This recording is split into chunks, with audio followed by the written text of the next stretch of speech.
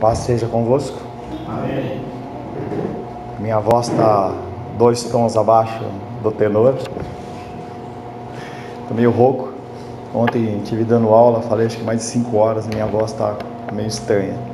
Fora com um princípiozinho de gripe. Mas está tudo certo. Tenho me preocupado bastante em relação a você, em relação a palavras que você ouça. Cada vez mais as pessoas do universo coach têm invadido as igrejas e inventado toda sorte de heresias. E a gente nem consegue mais se espantar de tanta besteira que as pessoas falam. E não vale a pena repetir, simplesmente falar para você: toma cuidado. Toma cuidado com o que você ouve, porque as palavras que têm sido proclamadas por aí, em rádios, em internet, elas são apetitosas, mas elas também levam à morte. Quando eu leio algumas passagens em especial de Provérbios, que fala da mulher enganosa, em que o escritor ele alerta sobre aquela conversa mansa e mole que atrai as pessoas, mas que fala que vai dar em destruição. É exatamente o que eu vejo quando eu ouço essas pessoas falando. Palavras distorcidas que levam você longe do seu Salvador. Cuidado com o que você ouve. Nem sempre o que é agradável aos ouvidos é bom para a nossa vida, para o nosso coração. Nem começou. Não, você mal começou a falar. Né? Exatamente o que eu estou falando. Mas isso que você falou aí, esses dias eu tive uma consulta numa dermatologista e aí antes de ir lá, as pessoas na espera do horário, aí a mulher falou assim pra mim, ainda nem tinha sentido cheiro de nada, ninguém tinha sentido cheiro de nada, ela virou pra mim, aí ela falou assim, a gente é o produto, o exterior, a gente é o produto do exterior pra dentro. Aí eu fiquei olhando, não entendi. Aí depois ela falou o cheiro do esgoto, aí todo mundo começou a sentir. Aí eu deixei, né? Aí eu fiquei quieta, fiquei em silêncio, mas depois eu fui pensar sobre isso, né? Eu fui pensar sobre essa frase dela, né? Que a gente é produto do exterior pra dentro. Realmente, aí eu fui comparar com o pecado. O pecado entrando dentro da gente, se a gente deixar, ele toma conta. Mas é igual eu falei em Romanos, né? Transformar-vos pela renovação da vossa mente. E aí esse esgoto dentro da gente vai sendo dissipado, né? Amém. Eu não vou entrar nessa discussão, senão a gente vai tomar uma outra. Não, tudo bem. Mas é o que eu estou falando. Se eu for entrar na discussão de negócio que é a sujeira de dentro, a sujeira de fora, a gente vai ficar uns 15 minutos aí nessa conversa. Estamos tratando dentro de ser de Deus, seus atributos. Desde a semana passada nós falamos sobre se esforçar em descobrir a vontade de Deus. A vontade de Deus, ela é soberana, ela é plena, mas conforme nós já falamos, nós temos que nos esforçar para descobrir esta vontade. E a primeira pergunta que nós falamos é legítimo o que eu quero fazer? Toda vez que você for tomar uma decisão, você tem que pesar em relação a isso. Essa decisão, ela é legítima? Legalmente, segundo a Constituição do nosso Brasil e também segundo a Constituição das Escrituras? Se não, amputa. Traz edificação para mim. Eu cresço no meu relacionamento com Deus. As decisões que eu tomo vão ser boas para que eu venha conhecer mais e melhor o meu Senhor. Lembrando-se sempre que você não pode se isolar. Então agora eu vou orar 24 horas por dia, eu não vou trabalhar, eu não vou comer, eu não vou fazer nada. Não é isso.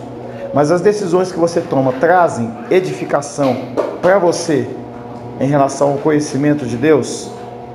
Terceira, será que vai fazer bem, vai edificar alguém além de mim?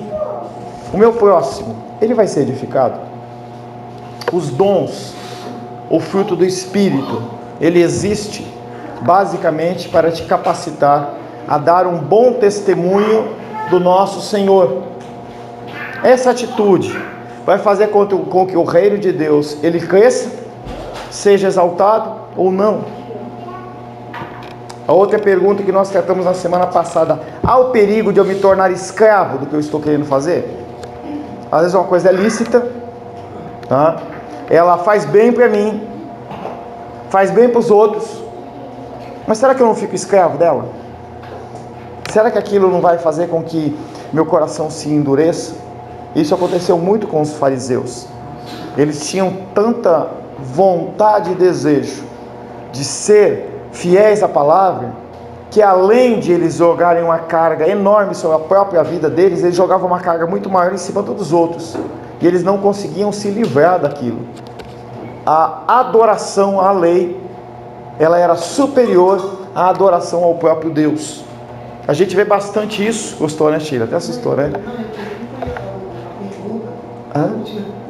A adoração à lei, ela se tornou superior à adoração do próprio Deus. Quando nós vemos, por exemplo, a Igreja Católica Apostólica Romana, se você conversar com algum clérigo, com algum sacerdote, em especial de mais alta patente, ele vai dizer para você que mais importante é a igreja do que a palavra. A igreja que foi constituída dentro dos moldes apostólicos, dentro do entendimento deles, em que Jesus Cristo olhou para Pedro e constituiu Pedro o primeiro Papa, eles entendem que a decisão que for tomada pela igreja ou pelo Papa, ela é superior ao que as Escrituras comandam. Está aí a mariolatria, que é algo que não está nas Escrituras, mas que a igreja decide, e por decidir para eles é lei. Eu estou vendo uma série com a Rosângela, em que mostra a história de uma igreja, aparentemente uma igreja nacional do país da Dinamarca, uma igreja afiliada ao governo, custeada pelo governo. E aí, em certo momento, esse rapaz, esse pastor, ele recebe um homossexual, e aí ele fala que ele saiu da igreja dele, porque as pessoas não entendiam a sexualidade dele. E aí o pastor pergunta: eles eram evangélicos? E aí numa sequência aparece um outro rapaz lá, e eles começam a se enamorar.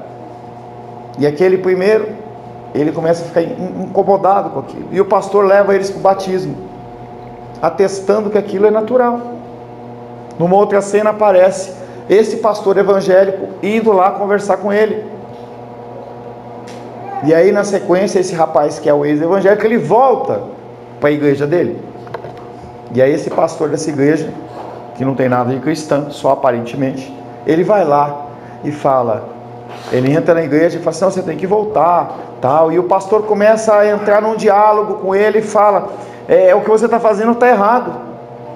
E aí aquele pastor começa a falar assim: não, a Bíblia foi escrita há mais de 5.000 anos, o primeiro livro, isso já está ultrapassado. Não se tem uma palavra no Novo Testamento sobre homossexualidade. E ele começa a desconstruir o cristianismo, porque a verdade dele não está na palavra, está na igreja. Então, cuidado, que muitas coisas que você pode querer fazer, ela pode te tornar escravo do que você acha que é certo. Cristãos desigrejados passam muito por isso, porque a pessoa ela começa a viver um contexto totalmente diferente que as Escrituras vivem. Eu começo a dar aos textos uma particular interpretação. Eu interpreto como eu quero, como eu acho que tem que ser, e eu fico escravo daquilo. Sim, o quinto crivo, que é um crivo que ele norteia qualquer um dos outros, que nós já falamos. Traz glória para Deus o que eu quero fazer? Às vezes a coisa pode ser lícita, pode fazer bem para mim, pode fazer bem para outros irmãos, para outras pessoas. Não vai me tornar escravo, mas não glorifica a Deus. Quantas coisas nós fazemos que não glorificam a Deus, que é o princípio base Se você tem uma coisa que você nasceu para você fazer aqui na terra, é agir para a glória dele. Seja no falar, seja no pensar, seja no agir, seja no omitir. Tanto que você come, o tanto que você se diverte, as coisas que você faz ou que você não faz, todas elas têm que ser para a glória de Deus. A fim de descobrir a vontade de Deus num caso particular. Quando você não tem um mandamento específico, eu quero que você lembre que nós estamos falando da vontade secreta de Deus, aquela que não é revelada diretamente nas Escrituras, porque o que está revelado diretamente nas Escrituras, o que não é para fazer, você não faz. O que é para você fazer, você tem que fazer. As ordenanças são para ser obedecidas, e as proibições, elas são para ser obedecidas. A fim de descobrir a vontade de Deus num caso particular, quando você não tem um mandamento específico, você precisa fazer a pergunta acima: traz glórias a Deus o que eu faço? Esse princípio vale tanto para as pequenas coisas como para as grandes coisas. Eu vou consultar Deus na glorificação do seu nome só em grandes coisas? Não. A palavra de Deus é bem clara quando ela diz: se você não é fiel nas pequenas coisas, você não vai ser fiel nas grandes coisas. Se você não consegue demonstrar amor para o próximo na sua casa, não é para o inimigo que você vai conseguir demonstrar. Então você sempre parte do princípio do centro para fora. 1 Coríntios 10, 31.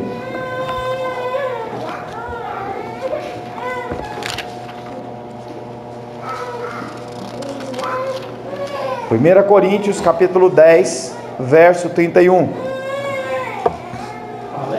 Por favor. Portanto, quer comais, quer bebais, ou façais outras coisas qualquer, fazei tudo para a glória de Deus. O que ele está falando é só de comida e bebida? Você tem que começar a ler as Escrituras e interpretar, para ver o que é que está sendo falado. Então, quando o escritor Paulo, ele escreve para a igreja de Corinto: quer comais, quer bebais, ele está falando de coisas básicas, de coisas pequenas, coisas do dia a dia. E ele não está falando especificamente ou exclusivamente de comer e beber, mas ele está falando tudo que é do seu dia a dia, você faça para a glória de Deus. Dirigir, assistir TV, o que quer que seja, faça sempre para a glória de Deus. Se fizermos alguma coisa que faça alguém tropeçar, verso 1 Coríntios 10, 32, o próximo versículo. Não vos torneis causa de tropeço, nem para judeus, nem para gentios, nem tampouco para a igreja de Deus. Tá, então, essa ação básica sua, ela traz glória a Deus ou faz as pessoas tropeçarem? Será que o seu falar, será que o seu agir incita a outra pessoa a pecar? Um exemplo clássico está lá na igreja acho que de Éfeso, em que tinha o templo da Diana. Só afasta um pouquinho o Pedro da porta, por favor, do vidro. E lá, já falei para vocês, havia sacrifícios para a deusa Diana. E aí, aqueles animais que eles eram mortos, eles vendiam para as pessoas comerem. Só que era um preço muito reduzido. Então, se você quisesse comprar 1 quilo de carne, como nos dias de hoje, você vai lá comprar uma picanha lá no Pão de Açúcar, você vai pagar R$50 o quilo. O cara ia lá e vendia por 10. Então as pessoas aproveitavam aquilo e comiam com fartura. E quanto mais se sacrificava a deusa Diana, mais a minha mesa tinha carne. O problema era que pessoas começaram a se converter dentro dessa igreja. E aí o apóstolo Paulo, ele chama a atenção e fala: olha, não tem problema você comer carne sacrificada para a deusa Diana, porque não existe Deus além do nosso Deus. Esse medo, a coisa do diabo, tal. Sim, nós não devemos tentar a Deus, tá? Não é para você sair procurando encruzilhada aí, comendo frango com farofa, não é isso, tá? Mas o pensamento de Paulo as pessoas que saíam daquele culto, eles eram escandalizados com aquela prática. Quando a pessoa via você, como um cristão, comprando uma carne lá para servir para ele, eles ficavam escandalizados. Amém. Amém. Mas entenda que o foco do que nós estamos falando, desse exemplo em especial, é o outro. O outro. Além de você não comprar para você, o foco se eu comprar, eu escandalizo o outro. E aí você pode pensar em uma série de coisas. Você está dirigindo, a pessoa vê. Eu lembro que uma vez um pastor falou comigo que entrou no mercado, aqui no Guará, entrou no mercado, e aí estava lá no caixa um membro da igreja dele. E aí a mulher quebrando o pau e xingava: sua isso, sua aquilo, sua vagabunda, e não sei o quê. E ele morrendo de medo na fila dela parar e falar assim: oi pastor, tudo bem? A paz do Senhor. A paz do Senhor. Será que a gente não escandaliza as pessoas com a nossa ação, com o nosso pensar? Romanos 14, 13.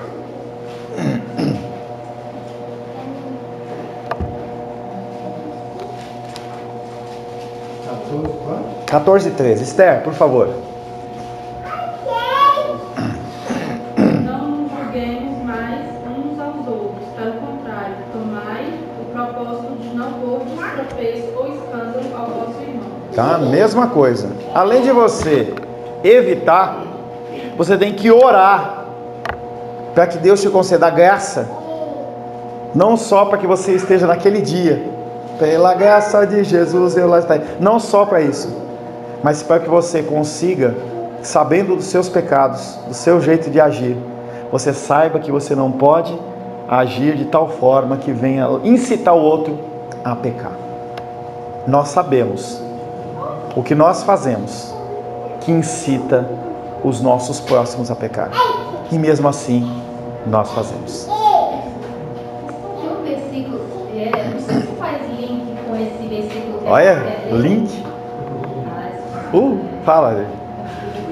Nós vamos agora ouvir um versículo que faz link. Vai lá, querida. Não, eu não sei se... tá, desculpa. Mas, falando assim, que nós somos observadores da lei, não devemos julgar os nossos irmãos, porque nós somos apenas observadores e só um único juiz. E se nos colocamos, começando a julgar o outro, eu estou usando minhas palavras, mas se começamos a julgar os outros, nos colocamos na posição de juiz e nós somos apenas observadores. Nós não podemos julgar o próximo? É isso que você está falando? Não, o versículo... Eu estou perguntando para você, nós podemos julgar o próximo ou não podemos julgar o próximo? Eu prefiro deixar na mão de Deus a pessoa. A palavra de Deus fala que nós temos que corrigir os nossos irmãos como um ato de amor. Nós não somos proibidos de julgar. Nós não podemos julgar sem conhecimento da causa. Aquele dia que a pessoa pode aconselhar: olha, irmão, Mas como é que você vai aconselhar alguém sem fazer um julgamento, Vinícius? Entendeu? Não há como eu chegar para o irmão Cláudio e falar assim: ó, irmão Cláudio, eu acho que o senhor tem que ser mais manso. Mas eu estou falando isso por quê? Porque eu vi a ação dele brava e aí eu estou julgando ele. Não, cuidado que nós temos que ter na literalidade da lei, tá? Cuidado. Voltando a Romanos 10, 14, 13, por favor, repete de novo. Não nos julguemos mais uns aos outros, pelo contrário, tomai o propósito de não pôr tropeço ou escândalo ao vosso irmão. O que esse versículo está falando cuidado com o que você aconselha, tá? Porque você, estabelecendo um juízo com aconselhamento, sem sabedoria, você mata a pessoa. Você mata a pessoa. Tem um pastor amigo meu, estava no aconselhamento, ele vinha de alguns aconselhamentos, ele estava meio nervoso, e aí a pessoa estava lá meio inquieta na cadeira, o pastor falou uma coisa, ela ficou brava, e aquele negócio explodiu, ele saiu dali e ela tentou se matar. no nosso meio aqui. E é aberto, entendeu? Nossa irmã Cláudia, ela conta isso, que ela chegou em casa tão fora do ar que ela pegou um monte de remédio e dormiu 2 dias. Simplesmente porque a pessoa agiu de uma maneira, julgou uma situação e interagiu, aconselhou de uma maneira errada. Cuidado com isso. Se fizermos alguma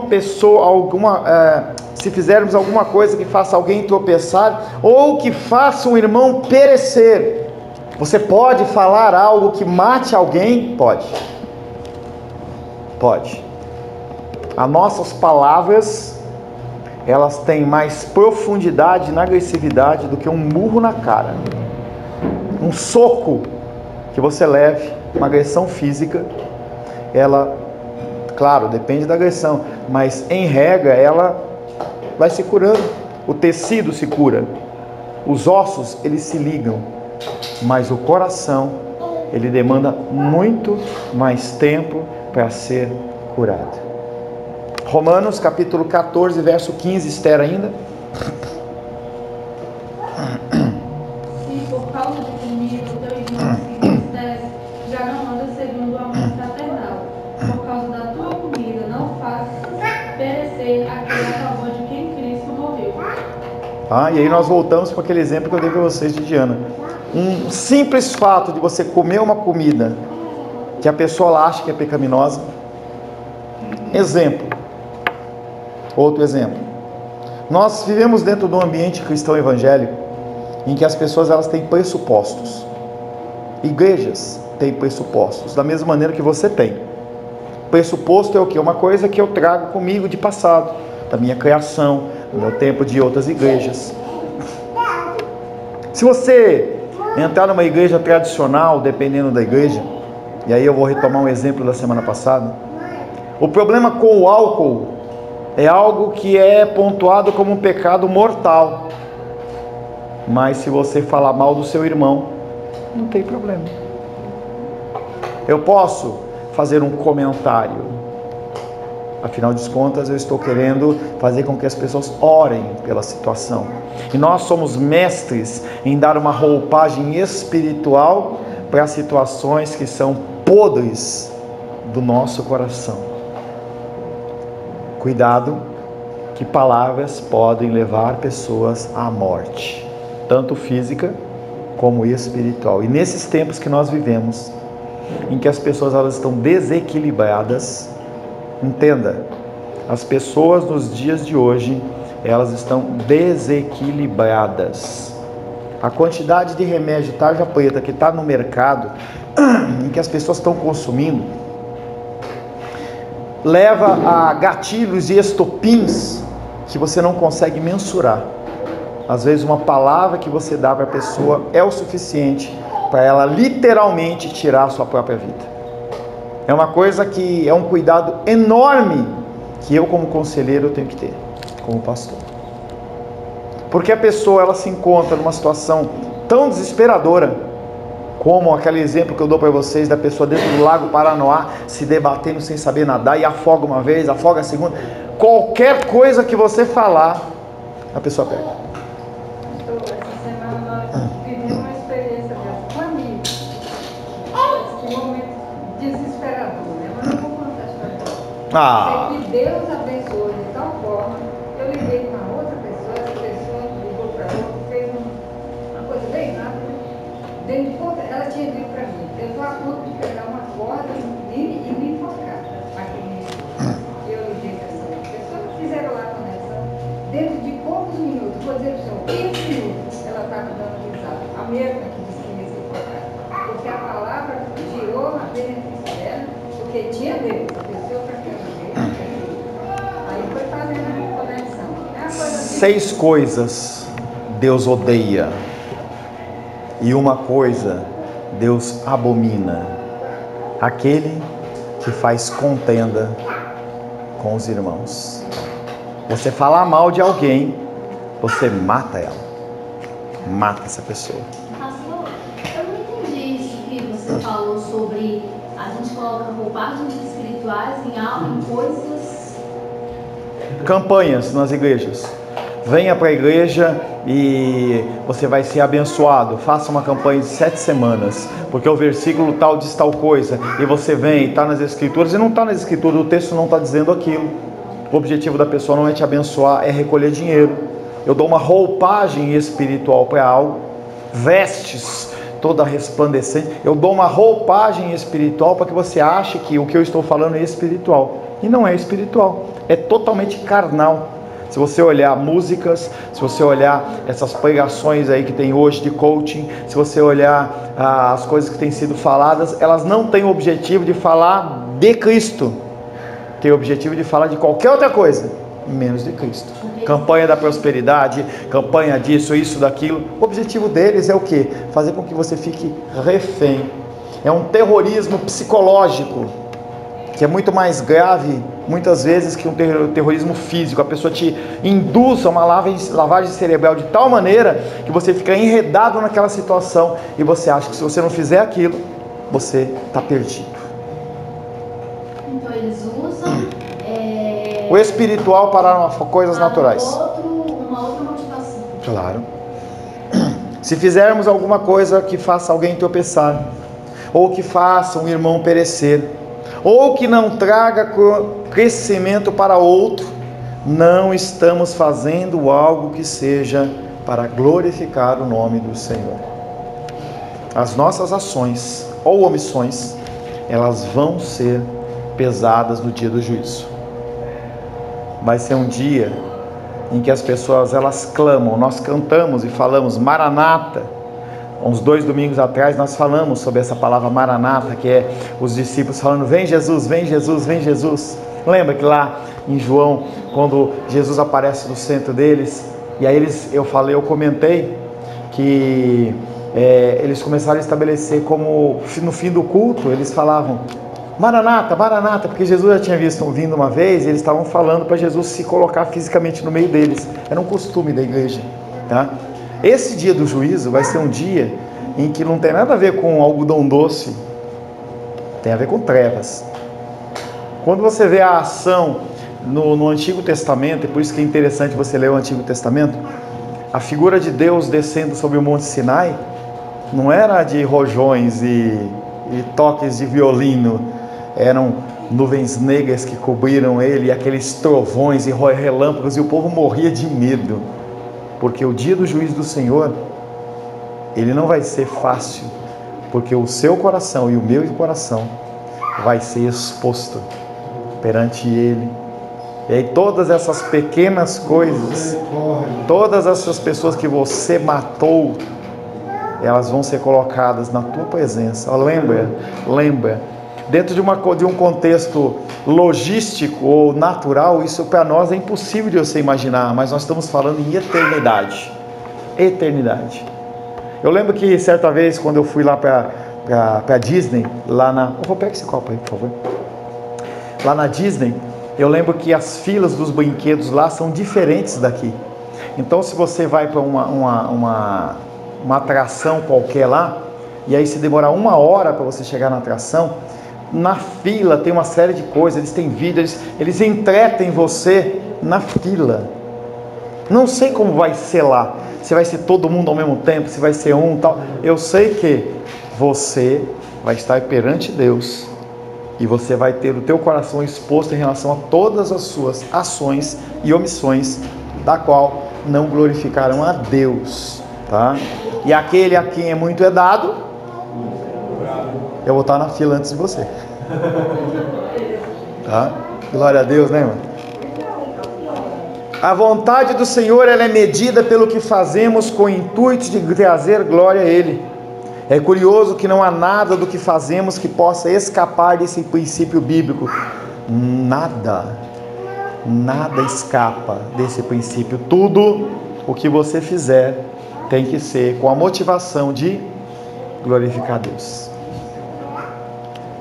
Se comemos ou bebemos, que quer dizer coisas triviais e comuns, ou fazemos outra coisa qualquer, o que inclui qualquer coisa além de comer e beber, deve ser feito com o propósito de tornar o nome do Senhor engrandecido, admirado e amado entre os homens. Toda e qualquer nação. E aí a gente fecha essas perguntas. Se você passou pela pergunta 1, passou pela 2, passou pela 3, passou pela 4, se passou, nessa quinta, provavelmente você vai tomar uma rasteira. E aí você vai voltar de novo ao seu quarto de oração. Porque entenda que a vontade, eu vou te chamar, tá? Entenda que a nossa vida é uma vida de decisões que tem que ser tomadas. E essas decisões, elas têm que ser muito bem oradas, para que antes de você tomar a decisão de fato, você não tenha que se arrepender e voltar atrás. É a figura da pessoa que faz um grande projeto. Imagina uma mesa grande daqueles arquitetos, e a pessoa está com uma folha em branco, e ele começa a fazer todos aqueles desenhos lá, da casa ou do projeto dele. Aí ele pega aquela folha, antes dele comprar todo o material, antes dele contratar toda a equipe de trabalho, talvez ele consulte outras pessoas. E aí o cara olha e fala assim: olha, esta fiação desta casa, ela tem que ser dessa maneira, ele não pode passar aqui. Ele pega, volta de novo para a mesa, abre o projeto dele, agora eu vou alterar isso aqui. Por isso que normalmente os projetos são feitos a lápis.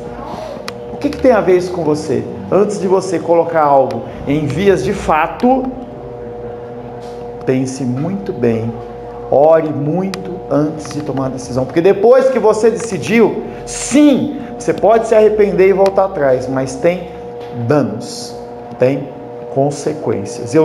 Pelo que eu conheço de vocês, há muitas coisas que vocês tomaram decisões em que, se você pudesse voltar atrás, e não pode, você teria feito diferente.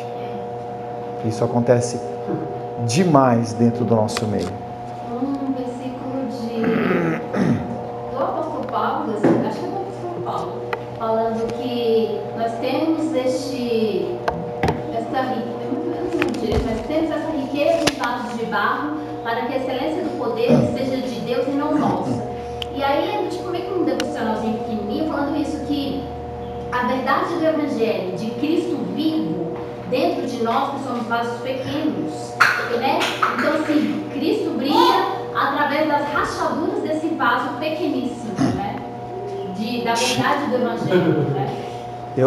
Cristo vivo é uma frase de efeito, mas eu não consigo ver um vaso rachado carregando nada, porque se o vaso está rachado, entenda, Menise, que quando você traz um comentário, eu não posso simplesmente deixar ele no ar. Toda vez que você traz um comentário, eu tenho que fazer uma correção ou uma adaptação, porque senão a pessoa, de uma vez, nós estávamos com uma pessoa aqui que começou a falar dentro de ETs, que ele acreditava de ET, entendeu? Independente se você acredita ou não, isso não está nas escrituras e não é a pauta do negócio. Então, se a pessoa fala comigo em particular, eu trato em particular, mas se a pessoa fala em público, eu não posso deixar uma ideia que não é bíblica, que não está nas escrituras, para ficar como correta. Não posso, entendeu? Então, esse vaso ele tem que estar restaurado. Esse vaso não tem como... Calma, menina! Esse vaso, ele está rachado, ele não tem como carregar o líquido do Evangelho se ele está rachado. É por isso que ele é restaurado o tempo inteiro, todo o tempo. E esse, apesar de nós sermos vasos de barro, nós estamos na mão do oleiro, em que ele nos refaz, e ele nos faz de novo, e ele vive corrigindo esses vazamentos, para que nós possamos levar o Evangelho de uma maneira mais perfeita possível. Sim, eu só que quando vi esse devocionalzinho e citando esse versículo do apóstolo Paulo, assim, eu entendi, a meu ver, esses rachadinhos, como assim, a nossa humanidade, que somos vasos falhos. Uma coisa que nós temos que entender é, o versículo bíblico, ele não é de particular interpretação. Eu não posso achar, ou eu posso pensar que é assim. Ele é ou ele não é. Tá? Então, é por isso que eu tenho problema com essas bíblias que tem um monte de comentário. Porque o comentário ali é humano, não é bíblico. E às vezes a gente acha que por estar entre Gênesis e Apocalipse, aquilo ali é cristão, e não é. É o pensamento de uma pessoa que pode estar certo ou não. A gente tem que tomar cuidado em relação a isso. Aplicação, nós falamos sobre procurar conhecer a vontade de Deus.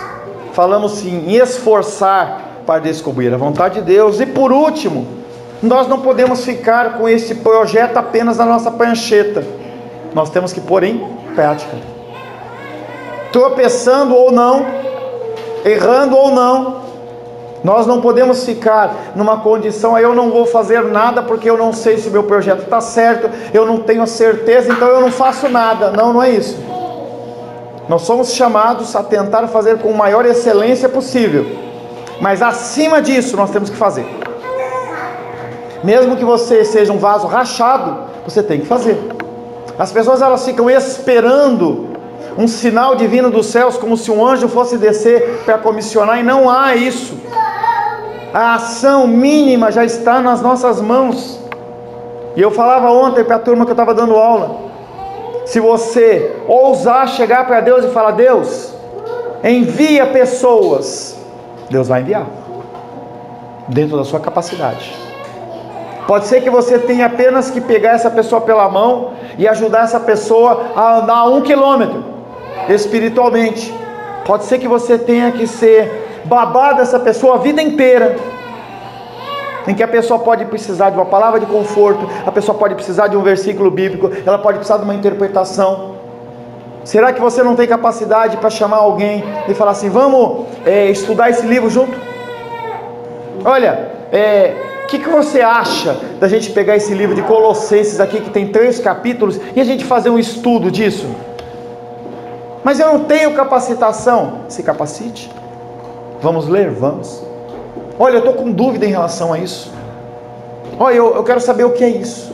Será que você não tem essa capacidade?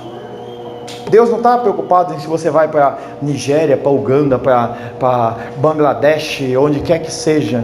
Ele quer simplesmente que dentro do raio de ação você fale de Deus. A pessoa está passando uma dificuldade, senta com ela e fala assim: vamos fazer esse estudo junto. Invista tempo. Tira um pouco do Netflix, tira um pouco da academia, tira um pouco disso e fala assim: vamos sentar hoje? Vamos marcar toda segunda-feira, das 18 até as 19. E vamos sentar para conversar? Vamos marcar, vamos sentar meia horinha, vamos orar junto? Gente, você tem capacidade de fazer isso. E isso é aplicação da vontade do Senhor. Se você procurou conhecer a vontade do Senhor, se você se esforçou por compreendê-la, então pratique. Esta prática somente tem a ver com a vontade moral de Deus. Você não tem que dar conselho para a pessoa daquilo que é secreto. Será que eu faço isso ou faço aquilo? Bom, vamos para as perguntas. Não conseguiu definição. Bom, eu fico por aí. Mas tem muita coisa que você pode trabalhar e ajudar a pessoa. Um exemplo que a gente tem na nossa igreja: quando os vendedores de rosa chegaram aqui, eles trabalhavam de sábado à noite e domingo de manhã. Domingo à noite, perdão. Domingo de noite, domingo à noite. Mas também sábado chegava 3, 4 horas da manhã, tá? Então o que acontecia? Eu falei assim: será que isso é abençoado? É o dia do Senhor. Não, mas eu tenho que pagar isso, tenho que pagar aquilo outro. Eu falei assim: mas se Deus fala na palavra dele que nós temos que buscar o seu reino e a sua justiça, e as demais coisas serão acrescentadas, e ele diz que o dia do Senhor ele é santo e tem que ser separado, será que ele não vai dar a provisão? E aí, aos poucos, um ou outro começou a experimentar isso. Ele falou assim: pastor, eu não trabalhei de domingo e as minhas contas, a minha receita subiu. Chegava sábado, que é um dia de alta de venda, eu falava assim: olha, eu vou levar tanto, Senhor, e eu quero sair tal hora, seja vendendo ou não, eu meia-noite, 1 hora eu vou embora. O que acontecia? Vendia. E se não vendia? A provisão era tão abençoada que não fazia falta. Esta prática somente tem a ver com a vontade que está revelada nas Escrituras. É assim que você tem que praticar. Você não é chamado para ter esses insights espirituais. Eu estou achando que Deus está falando isso. Não, sai disso. Fica na palavra. Se tiver realmente algo que venha de Deus, proclame. Mas na dúvida, fica na palavra. Na palavra não tem erro. Na palavra não engana. Na palavra ela tem só um sentido, só uma verdade. Se você entender isso, você vai ser uma pessoa que abençoa vidas e não atrapalha vidas. Essa vontade de Deus está revelada nas Escrituras e precisa ser obedecida. Há muitos cristãos que conhecem a vontade do seu Senhor, mas não a fazem. E isso é mal. Lucas 12:47.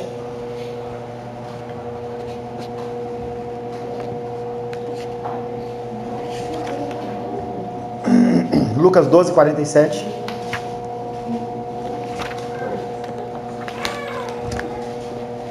Aquele servo, porém, que conheceu a vontade do seu Senhor e não se aprontou, nem fez segundo a sua vontade, será punido com muitas ações. Nós temos o exemplo físico e o exemplo espiritual. O Senhor, Ele veio na terra e falou assim: Esther, você é comissionada para levar o Evangelho, ponto. Algum dia eu vou voltar. Se a Esther, ela vive de maneira para satisfazer apenas a vontade dela, quando o Senhor voltar, Ele vai chegar para Esther e vai falar: o que você fez com a ordem que eu te dei? É o que está falando esse versículo. Ele comissionou-nos a fazer algo. Como é chato quando nós falamos para alguém e fala assim: você pode fazer isso? E a pessoa fala: faço. Aí você chega lá, tá por fazer. Louça na pia. Entendeu? Coisas fora do lugar. Você pode fazer? Faço. Vai. Não fiz. Que chato. E o Senhor, Ele vem falando que essas pessoas, elas vão passar por muitos açoites. Vai haver uma repreensão brava. O conhecimento dos preceitos do Senhor nos torna responsáveis diante dEle. Portanto, todos nós deveríamos ter em alta conta a necessidade de praticar os preceitos que nos foram revelados. Fazer a vontade moral de Deus é dever de todo homem, mesmo que ele não a conheça, mas principalmente dos filhos de Deus, que já possuem uma razoável noção daquilo que Deus quer que seja a norma da sua vida. Essas perguntas que nós passamos são apenas referência para você. Não é algo que é exaustivo. O que é uma coisa exaustiva? Não tem mais nenhuma. Exaustivo dentro de uma leitura, dentro de uma análise, ele não tem a ver com cansaço. Tem a ver que você olhou todos os pontos possíveis. Não, essas perguntas que nós trabalhamos, elas não são exaustivas. Tem muitas outras que você pode criar para você. Não é para o outro, para você.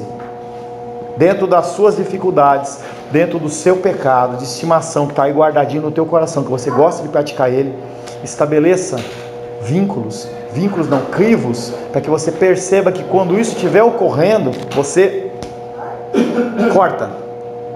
Você pega aquele cutelo e bate assim, ó, pá, corta. Eu não vou passar daqui. Porque se você se fixar apenas nisso que eu estou falando, você vai colocar o Espírito Santo dentro de uma caixinha, não é assim. Eu simplesmente dei referenciais a você. O último tema que nós vamos ver dentro da vontade de Deus, nós vamos ver na semana que vem, se Deus assim o permitir, tendo feito tudo isso, espera Deus fazer, espera Deus agir. Se você está buscando a vontade de Deus e você ainda não sabe, pega o seu carro, desliga, puxa o freio de mão, abre os vidros para você não morrer lá com calor, cruza os seus braços e fala: Senhor, estou esperando por Ti. Enquanto o Senhor não decidir, eu não me movo. Era assim que acontecia dentro do povo de Israel no deserto. Coluna de fogo e de nuvem. Andou um dia, desmonta o tabernáculo, aquela trabalheira, carrega o tabernáculo, começa, toca a trombeta, primeira a tribo tal, depois a tribo tal, aquele povo começa a andar, andou 100 metros, a coluna parava. Chegamos, monta tudo de novo.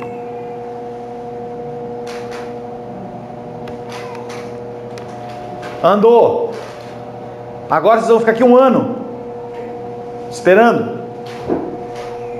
Depois de 1 ano, a coluna se levantar. Agora eles vão levantar, porque a vontade de Deus foi manifesta.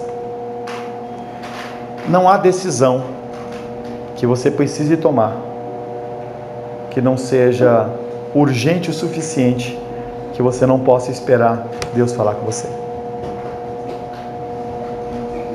E entenda que Deus, Ele não é louco.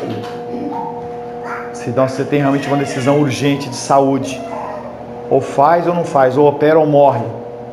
Ele não vai falar, vai fazer com que você espere 1 ano, senão, na hora que vier a resposta, o cara está morto. Não é isso. O nosso Deus não é louco, mas quando Ele vê um coração submisso, Ele abençoa com o seu conhecimento. A palavra de Deus diz que se você quer sabedoria de Deus, peça a Ele, e Ele concede. O problema é que nós não temos paciência nem desejo de ouvir a sabedoria de Deus. Eu quero é a minha, eu quero é agir rápido, eu quero chegar lá no McDonald's, pedir o hamburgão lá num lugar, anda mais 100 metros e não pode ter fila não, eu quero receber lá, já pago, vou embora e como no caminho enquanto eu estou dirigindo. A palavra de Deus não é assim, mas Ele fala que aqueles que vão a Ele e pedem direção não voltam sem essa direção. Senhor, em nome de Jesus, queremos glorificar o Teu nome. Não tem problema não. Queremos glorificar o Teu nome, Pai, porque Tu és tremendo. Tua vontade, Pai querido, nos é revelada através da Tua santa e bendita palavra todos os dias. Muitas vezes nós cerramos os nossos ouvidos e os nossos olhos, porque queremos, Pai, apenas fazer aquilo que nos apraz. Nós, Pai, achamos que as nossas decisões, elas são tão espirituais, que são perfeitas, e nós não temos esta perfeição.